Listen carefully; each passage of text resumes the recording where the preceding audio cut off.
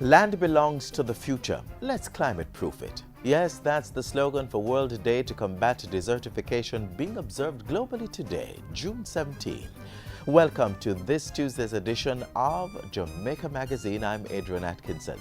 World Day to Combat Desertification 2014 highlights the benefits of mainstreaming sustainable land management policies and practices into our collective response to climate change. Find out today how our government is doing just that through various initiatives at the Ministry of Water, Land, Environment and Climate Change. Plus, land titles for Jamaica's poorest. All this coming up right after the news with Stacey and Smith.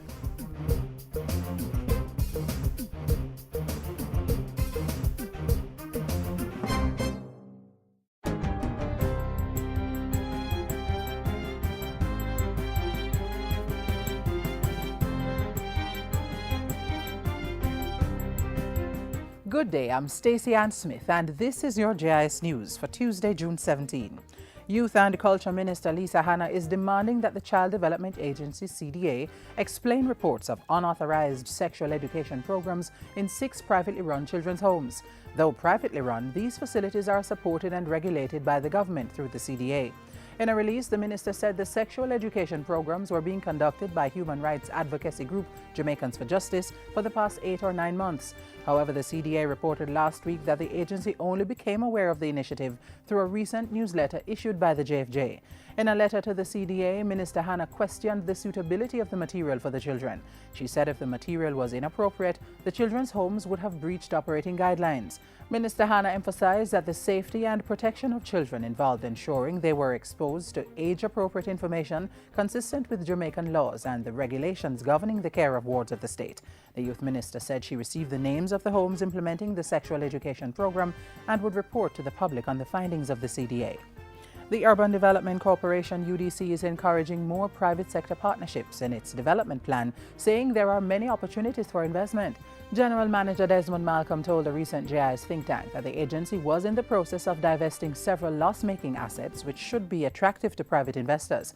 They include the Catherine Hall Entertainment Complex. This is the home of Reggae Sons Fest, but we, after many years, we decided that it's best that we divest private. The idea is that we want that complex to remain an entertainment center. He said persons had already expressed an interest in leasing the complex. In the meantime, UDC is also looking to divest Long Beach 1 and 2 Winnie Grill and the Northern Car Park and the Ideal Warehouse downtown and wants private managers for the Downtown Transport Center. According to Mr. Malcolm, the successful divestment of some non-performing assets helped the UDC achieve a significant turnaround in its financial performance. The corporation recorded $413 million in profit as at March 2014, compared to just $95.1 million last March, coming from a loss of $1.2 billion in March 2012. The health sector continues to benefit significantly from public-private sector partnerships. The latest is the donation of critical medical equipment to the Accident and Emergency Department of the St. Anne's Bay Regional Hospital. The donation, valued at more than $1 million, was made recently by the Sandals Foundation. We value these kinds of partnerships through which we can move closer to achieving our health goals as a government. Our ultimate goal is to move towards developed country status, and that cannot be achieved without marked improvement in the holistic health of the population. Agriculture Minister Roger Clark is boasting of infrastructural investments that are facilitating further growth within the sector and for the country. Among them, he says, is the investment of $3.5 billion to construct chicken houses, pig pens and increase fish stock at Hill Run in St. Catherine. I went to another facility. 800 million is being spent, all in the name of agricultural expansion. But when the figures come out, you're going to hear that construction grew because it's concrete making up the buildings. But if it were not for agriculture, those buildings would not be put up there. Minister Clark was addressing the National People's Cooperative Bank of Jamaica's 7th annual general meeting. Meanwhile, the Agriculture Ministry is placing great focus on unregulated slaughterhouses as it implements measures to tackle predial larceny. The Portfolio Minister says with the National Identification and Traceability System coming on stream shortly, the slaughtering of animals must be done at regulated locations. This butchering behind your house, and you catch cow and hang it up behind and a tree around it. Every animal will have to be butchered at a registered abattoir that the public health inspector knows about. And the public health inspector must be there to retrieve the passport, to retrieve the tag. Minister Clark encouraged farmers to embrace the system, adding that they and other community members also needed to speak out so that the police could catch the thieves preying on their livestock and farm produce. And finally, government entities have been instructed to keep the cost of producing annual reports at a minimum. Cabinet issued the directive after a subcommittee on annual reports tabled its recommendations. Information Minister Senator Sandra Faulkner says the executive has emphasized the need for transparency, good governance, and the efficient use of resources in production and presentation of these reports. Recommendations from the committee include using in-house resources for the production of these annual reports, the utilization of the Jamaica Information Service, and no professional photo shoots. And that's it for JIS News Today. I'm Stacey Ann Smith. Thank you for watching.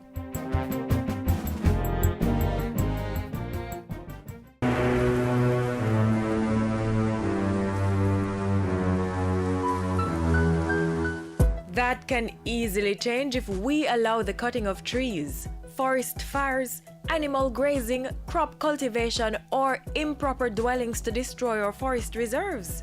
Help preserve Jamaica's flora and fauna. If you know or suspect that someone is hurting our forest reserves, call 1-888-FORESTS. Remember, protecting our forests means sustaining our lives. The government is quite active in its pursuit of building resilient communities so as to ensure the sustainable development of this beautiful land we call home. Learn now some of the major plans being undertaken this fiscal year.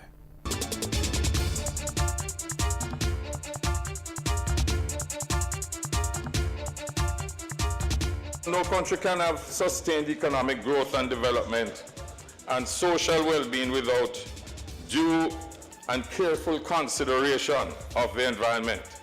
The environment is the subject that underpins each and every portfolio: agriculture, health, tourism, industry, water, climate change, and social development. And it is because of this fact that the government of Jamaica is intensifying its focus on the environment as it seeks to make all Jamaicans resilient and ready for environmental challenges while continuing on the path to sustainable development. This is the primary focus of the Ministry of Water, Land, Environment and Climate Change in fiscal year 2014-2015.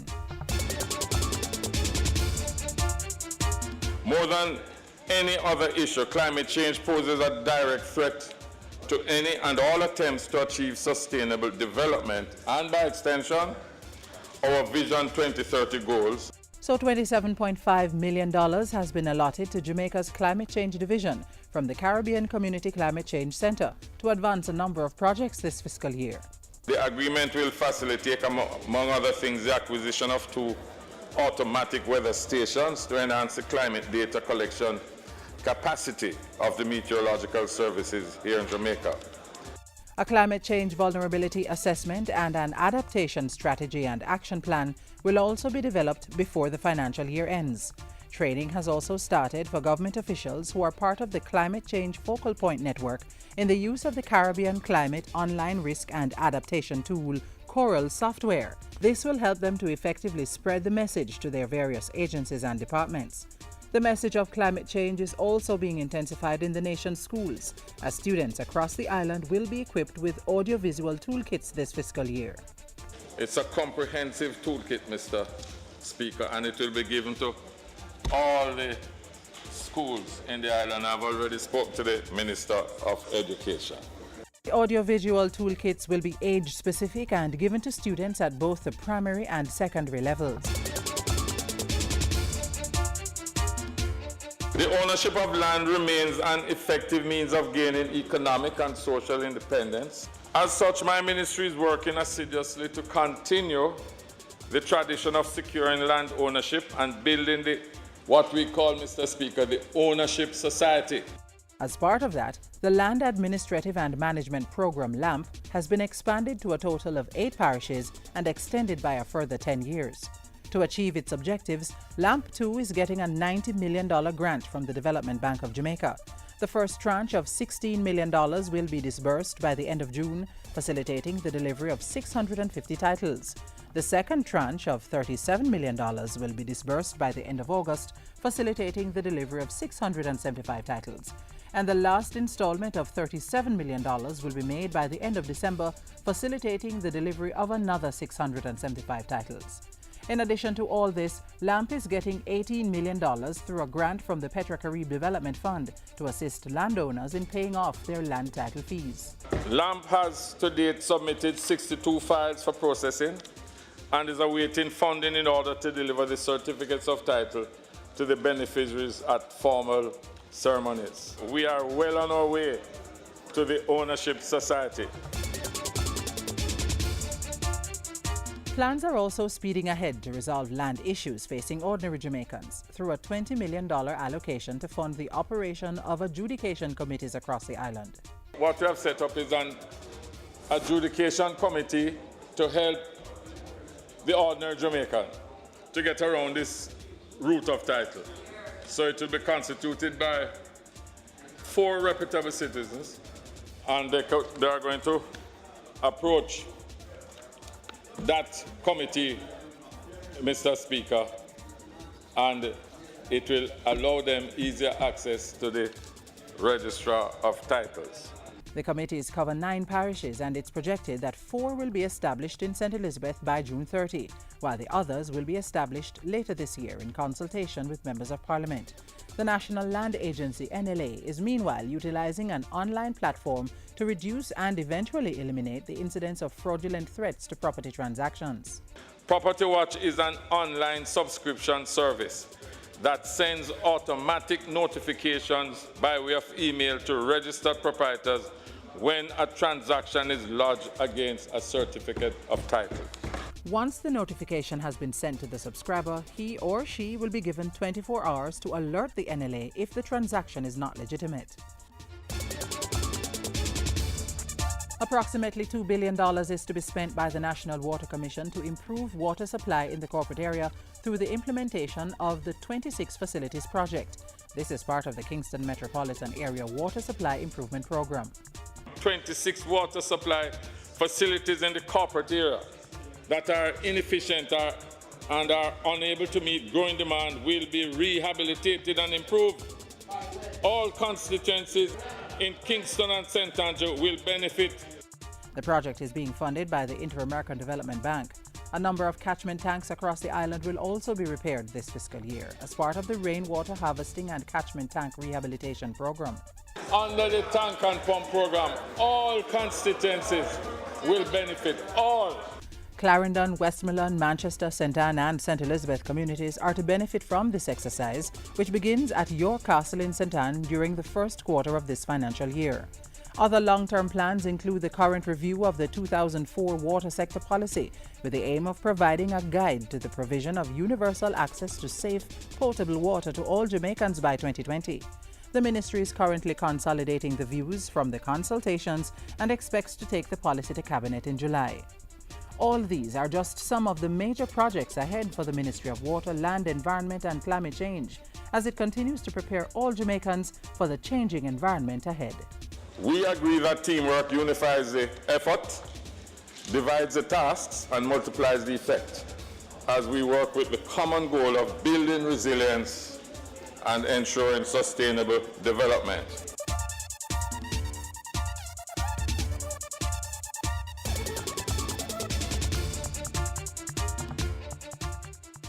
The Land Administration and Management Program LAMP is relocating to 16A Halfway Tree Road as of Monday, June 16, 2014. LAMP's new opening hours as of June 16 will be 9 a.m. to 3 p.m. Mondays to Fridays. The new telephone number is 633-7300. Until then, only the collection of documents and telephone queries will be facilitated at the existing Hope Gardens office. During the relocation period, LAMP may be reached at the following telephone numbers. You may also email lamp@mwlecc.gov.jm.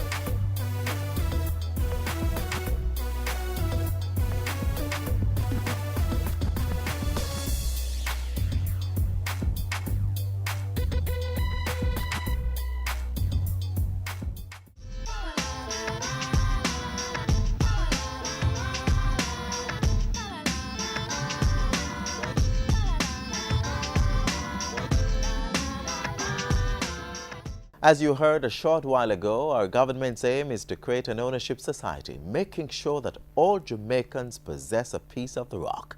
We went out the road to find out just how important land ownership is to Jamaicans. It is very important to me because owning a piece of land, I'll be able to put up my own home, because it is not easy out there to be paying rent here and there, and sometimes you have some very difficult times living in people's homes. So it would enable me to build my home for myself and my children, and also to think about business. To have a piece of land is very important because you can invest on it and you can build a home on it. Because I have a piece of land and I'm building a home on it in the country. So it's very important to have it. As you can see, a lot of people out of land. It's not easy to pay rent. As 1 month come in, there's another month. It's hard to find to pay the rent. So it is very important for us to have a piece of land. It's very important to have a piece of land. Family-wise, money-wise, so land is a must. Land can't spoil. You can stay forever. You can own it, you can pass it down to your children. You understand? So it's very important to have a piece of land. You can build up a little house on it, even a little shed no matter year one. So, you know that like to pay rent, it is very hard and all of that. So if you have a piece of land, if you get, in case you get some money, you can build a house for yourself. You can like plant up and invest. Right now, that's one of the most important things to have, because having a land, your kids them future secure. It's like to maybe build a house on it and plant food or vegetables and so on, and maybe can raise 2 pigs on it too as well, animals. It is like one of the most important things in life, because whatever you gain now, your children will come and inherit. And right now, a piece of land is a huge investment, because later from now, a piece of land is going to cost so much. The value is going to go all the way up. So having it from now is a real investment.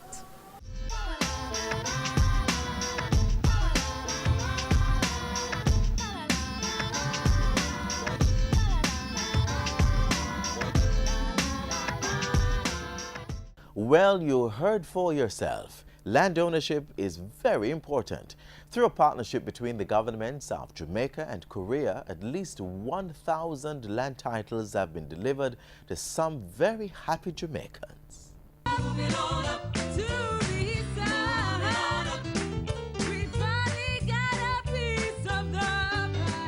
1,000 residents in the parishes of St. Mary, Portland and St. Anne have benefited from land titles courtesy of the Cadastral Mapping and Land Registration in Jamaica project, an initiative of the government of Jamaica in collaboration with the government of Korea through the Korea International Cooperation Agency, KOICA. Today we explore more about this initiative and hear the stories of some of the beneficiaries of this program. So come, take a walk with us. I want to tell them that I thank them. I love what they are doing, because they're doing a great job for Jamaican. Great job indeed. 2013 saw agreement signed between the Republic of Korea by way of the Korea International Cooperation Agency, KOICA, and Jamaica, represented by the Ministry of Water, Land, Environment and Climate Change. It's for the land titling project that expands the LAMP 2 contract, which was signed with the Koreans in 2010. The KOICA project is basically a spin-off from the LAMP 2 project, which specifically looked at a partnership between the government of Jamaica through LAMP, the Korean Cadastral Surveying Corporation out of Korea, and a private sector partner in Jamaica, Geoland Title Limited. Through this program, many are getting the tool to access the path of personal empowerment. Growing up, my father have land, never have a title. Dead gone, I couldn't get nothing out of it. Right? And now I have my kids, them can have something. We decided to focus on land settlements because of their history and context in our Jamaican life. Land settlements are basically lots that would have been allotted to Jamaicans, working class persons years ago. And one of the main challenges that we have had in terms of sorting out titling for these land settlements is that the surveying cost is really prohibitive. So what it is that we're doing is that the Koreans are providing the funding and actually doing contracting surveyors here in Jamaica to do the survey work so that we can expedite the processing of these titles for persons. Approximately US $2 million has been pumped into this land titling initiative by our Korean partners. We KOICA team assist the LAMP program to accelerate the LAMP process. The 3 parishes to benefit was decided after extensive study. Those parishes came out of rigorous discussions with ourselves and our Korean partners. There was a feasibility study done, and there were actually representatives from Korea who came and looked at sites with us, visited sites. We had several of them, and they were the ones who indicated that when they looked in terms of just physical amenities, access to water, light, those were their concerns when you look to see how many children we saw when we went there at the times, whether or not the persons were involved in farming, what kind of work they did. They were the ones who guided us in terms of, okay, we think that these are the areas that we would want to assist you with. A similar process was used to select the 1,000 beneficiaries to ensure those who needed it the most received the help. Some beneficiaries from Crooked River in Anota Bay, St. Mary, shared how they came to be selected. Them come and them put up them circular, you know, and we read the circular and see the necessary information, and we carry the necessary document and got the location, and in the meeting, them inform us of what is taking place, you know. Residents also had to ensure that due process was followed and all requisite forms filled out. This program benefit me in a good way, because we know that in the coming future we have a title to look forward to, and we can use it to borrow money to do whatever we please. I'm feeling very, very good, because most of all, having our own title, we can do anything with it. Can go to the bank, borrow money, because me have my little girl. She soon reach college stage, so we can get it to benefit from. I feel great still, because knowing that we don't have no friend in our society to mark our identity. So we can go to bank and we can do certain transaction without no godfather, and people now put up for them sitting to help you. So you feel independent and empowered, you know? Because if your daughter or your son to go to college, you can borrow money, and if you have your skill and you want advance yourself in the future, you know, you can use your title as a Carol and back yourself, you see me? So I feel good, you know? I acknowledge and express our deep gratitude to the government and people of the Republic of Korea, who have been our true friends in our quest to create an ownership society, especially for the less affluent in our country. Hope you've learned a great deal about the cadastral mapping and land registration in Jamaica project, an ongoing project with the government of Jamaica and the government of Korea. Indeed, the residents of Crooked River in St. Mary are truly grateful, as we found out today. And it's not only happening in St. Mary, but also in Portland and St. Anne. For further information about land issues, be sure to contact the National Land Agency, or LAMP. Perhaps very soon you could own your land title.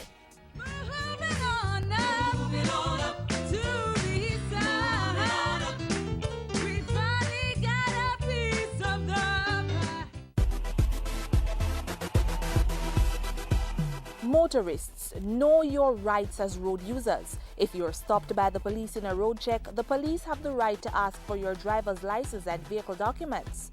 If you don't have the documents on you, you can ask for 5 days to provide them at a convenient police station.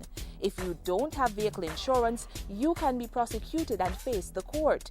If you fail to renew the registration license, the police are entitled to seize your vehicle.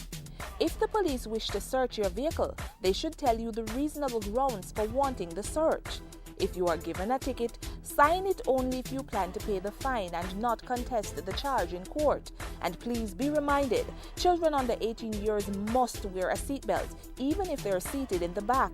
Know your rights. Knowledge of the traffic road code makes it easier to work with the police, as they do their job to make the roads safer for you and everyone else.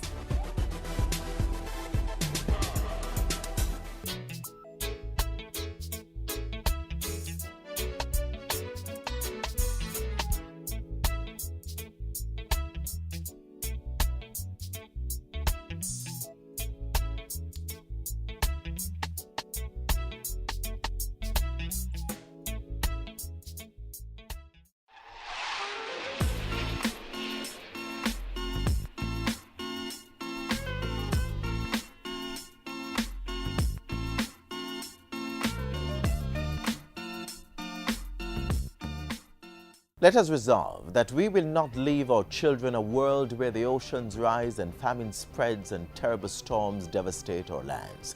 So says U.S. President Barack Obama. Let's make that our resolution as we close the pages of today's edition of Jamaica Magazine. Send us your feedback by emailing jamaicamagazine@gis.gov.jm and stay informed by visiting our website jis.gov.jm plus Facebook and Twitter. On behalf of the entire production team here at the JIS, I'm Adrian Atkinson. Till next time, have yourselves a blessed day.